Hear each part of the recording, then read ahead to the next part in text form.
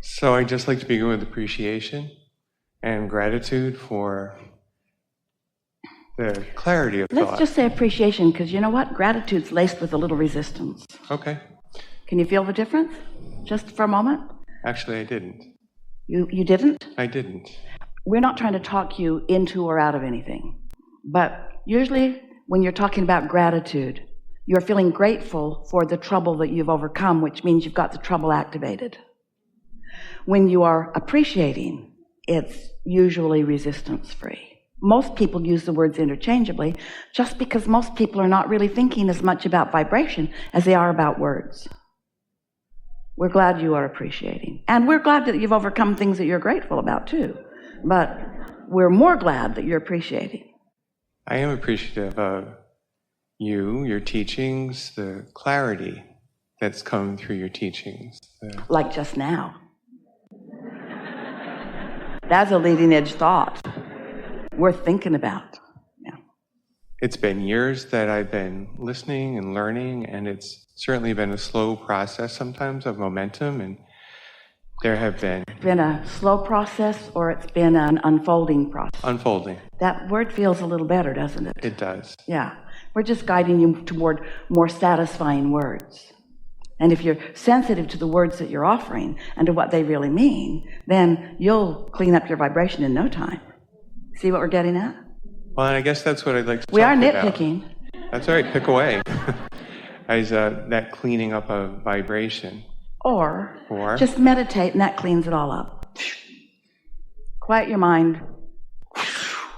And then the next day, there's less of that. And then the next day, there's less of that. Less resistance every day. Recently. Previously, I would say I'd wake up in the morning and it would be, oh God, it's another day.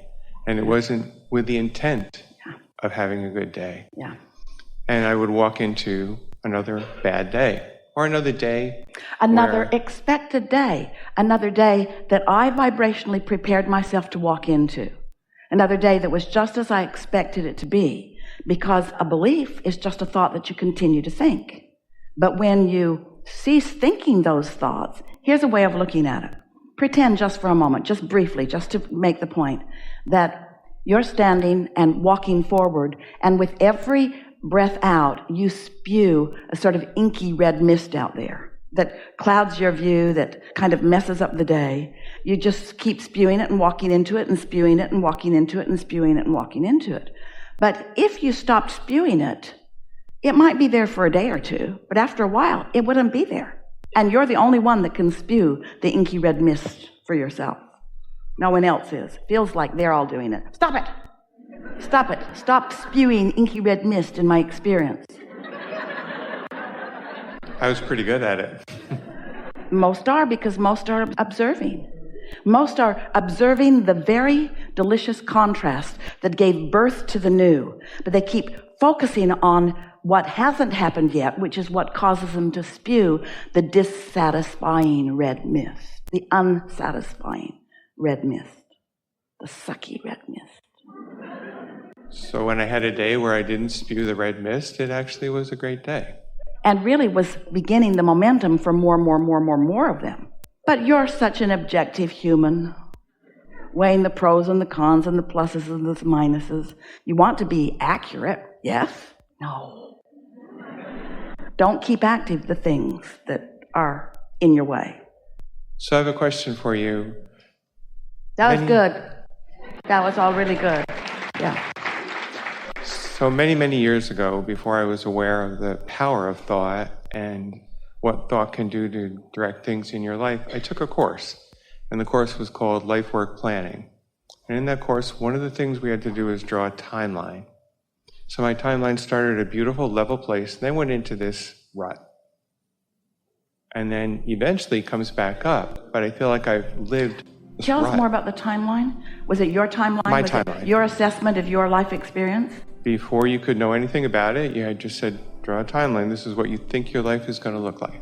Oh, you think it's what it's going to look like. So tell us again how it looked. Be gentle with us. Really nice. Good place. Yeah. And then abruptly fell off into a rather big gully and a rut. And then what? I feel like I've been in the rut. That's as far as it went? No, eventually it comes back up. Oh, good. Gets That's to a good. higher place. This sounds like the making of a really good movie. In fact, this sounds like the making of every movie. I'm You're hoping. feeling pretty good. You go in the movie. They take you to the depths of despair. Then they bring you almost back to where you were when you went in, and you say, oh, I've had a life-changing experience.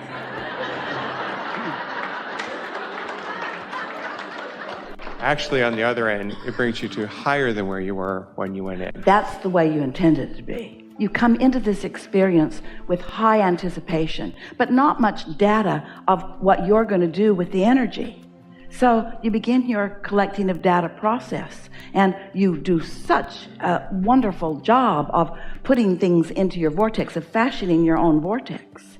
We really don't even need to talk about all of that. Let's just say you got here, you lived life, you made a vortex, and you don't know that it's there, and now you do. So now you want to focus in a way that all the good stuff that you've been asking for can begin to flow into your experience.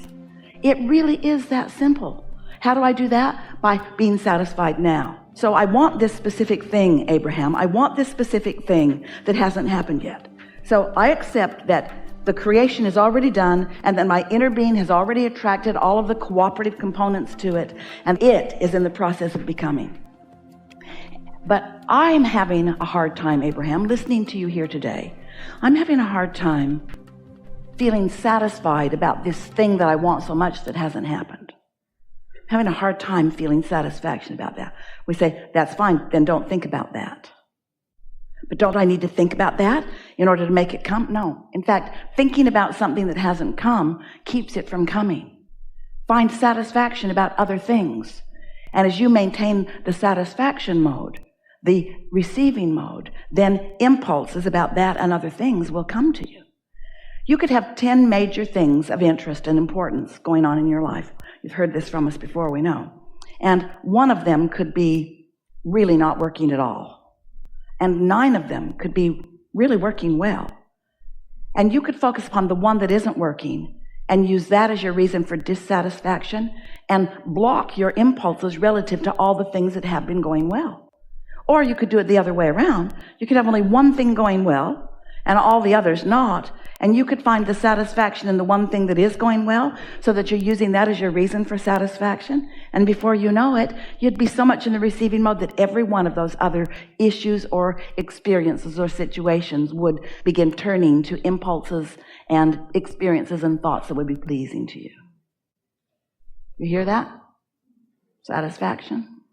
Part of the appreciation at this moment comes from a different understanding, maybe correcting my misunderstanding of what I thought the vortex was. Let's talk about it. So what I thought when I listened to the vortex is this spinning disk, gathering all the creative components, my misunderstanding was that of being like a spin art disc, where you put some paint on it, it splatters out.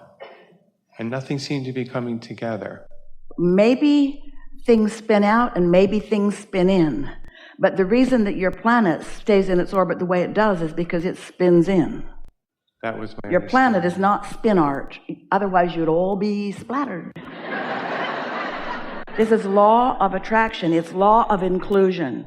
And the cooperative components are all being gathered and modulated and molded and refined and becoming. In other words, everything is like that. Everything that you see manifested is a vibration that has come into being. And what happens with so many humans is you were born into an environment where there was so much that was stable and positive to observe. And that's a good thing until you begin to observe the things that feel unstable and not positive.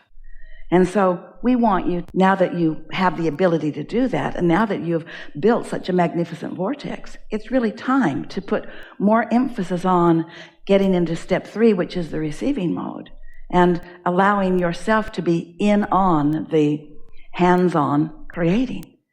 It's such a wonderful thing to be in a state of receiving and just feel an impulse to do something that might even be illogical, but it feels so good that you want to do it. So you do. You leave the house and you move in the direction of that idea, and then something wonderful comes about. Sometimes you're a cooperative component for someone else, but all of that is delicious too. As I become more conscious of my thought and the power of that thought, I want to be where you are in that receiving of the goodness that's queued up, because in that period of being in the gully and the gut, there's been plenty of receiving of the gully and the gut. That's because, we appreciate you saying that, you're always under the influence of something. But you want to tune yourself to be under the influence of who you really are, not of what you're moving from.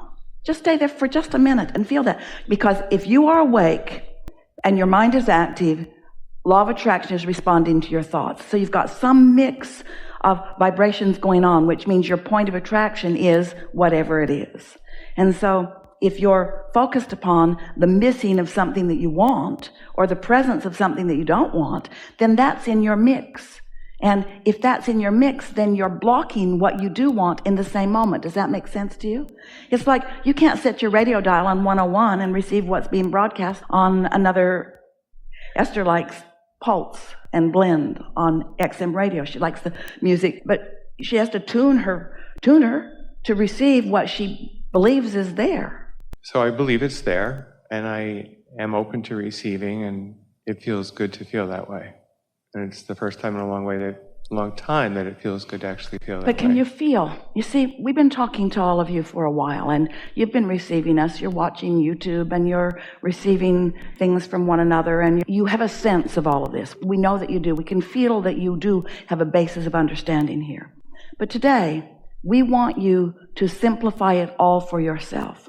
We want to ask you, do you accept that there is a vibrational reality that precedes the manifestation? Yes. And do you accept that you've been under the influence and you've projected it? In other words, if you've been under the influence of not believing in yourself or being angry at the world or angry at someone, then you've spread some red mist out there that you're going to keep running into. But you don't have to keep doing that. But you've also created this magnificent vortex that's queued up and ready for you to receive it. So if you can accept that you are more than this physical body, and that the more part of you is in on this with you, and is pure positive energy, and is attracting the cooperative components, and that you may be the last holdout of the cooperative components of your own creation, and that the better you feel and the more you intentionally feel satisfaction. Don't just give lip service to it. Don't just smile and pretend it. Really reach for, why is this a satisfying moment? What is it about this moment that is satisfying? And when you begin to find deep satisfaction just in a quieted mind, that's when you'll really begin to feel the resonance of this vibration of well-being that is you. You can feel. Do you meditate? Do you know that feeling of sort of detachment that once your mind is quieted and you have a sort of state of numbness? Esther can't tell her nose from her toe. It feels satisfying. It feels satisfying. I've done that. Not on a regular basis, and maybe that's what I need to practice doing more, is just quieting down. Here it is, plainly and simply. If you are not deliberately tending to your vibrational relationship with your vortex and your inner being, if you're not deliberately allowing your vibration to rise so that you are in the vibrational vicinity of what your inner being is projecting, if you're not deliberately doing that, if you're just observing what's going on in life, you are not really garnering or gathering or gaining or accomplishing any true momentum. Because if you're just taking life as it comes to you, I like this, I don't like this, I like this, I don't like this, I like this, I don't like this, this made me feel good, this made me feel bad, you have no control. But when you decide that you're going to utilize your own emotional guidance system, and that you are going to reach across the board for more feelings of satisfaction, which means you'll find yourself reaching out for people who are more comfortable to be with. You'll find yourself reaching out for your own thoughts that are more comfortable. You'll find yourself knowing what television programs you want to watch and what ones never work out for you that way. You'll just become better at managing your vibrational gap. And the better you become at managing that, then the more time you'll spend in that receiving mode until it will just begin to kick in. You'll just reach the place where you'll know what you are under the influence of.